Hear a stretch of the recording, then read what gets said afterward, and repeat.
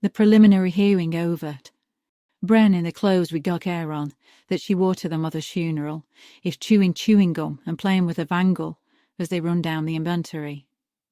Solicitors Freeman, Hardy and Willis could be, for all she cares. Mrs. like Skoo again, she says, and starts to yawn.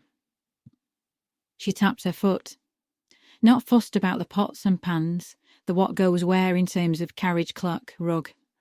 What she comes for at this brutal hour is bricks and mortar promised long. The plotted land they grew upon, her and her sister, who is called Teresa, if you really want to know. Much diminished in memory the house, when Frank came to call on return from Wolverhampton. Cramped for three in the slob of husband, but I think we'll about make do. Not that wall through. New stove, cult of emotion. Sod renty for a game of soldiers anyway. Teresa sitting there, demure, saw Ford Cortina mount the curb outside.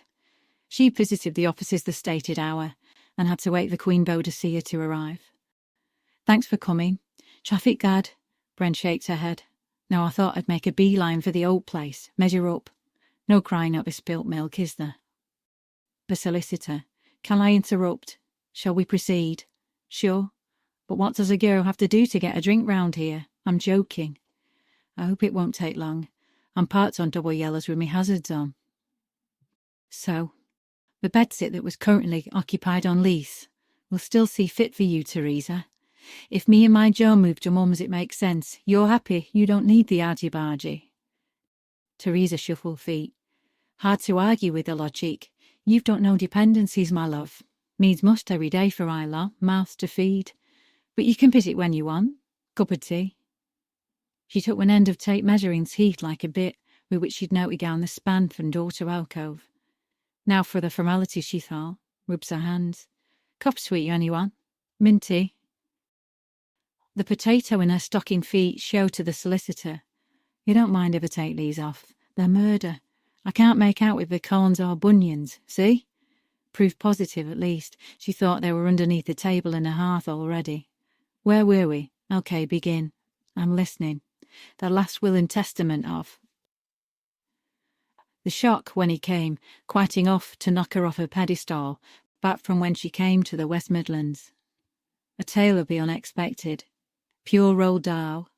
Written down, drawn, watertight with pen and ink, stitched up like a kipper, Hanky Ma. For an hour he could have heard a jaw drop. The thundercrack of that poor heart. And why I'm laughing, 10 years on. Yes, me, Teresa Whittingstall. Telling it to man about the house, as he kits out yet another brand new kitchen. You got what, he says, mouth agog. Everything. I swish my housecoat. Maybe.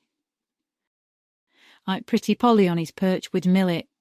I say to any Waller Miss Great Earth who wants to listen, who's the smug one now? And answer my own question. I am. Me, me, me, me, me.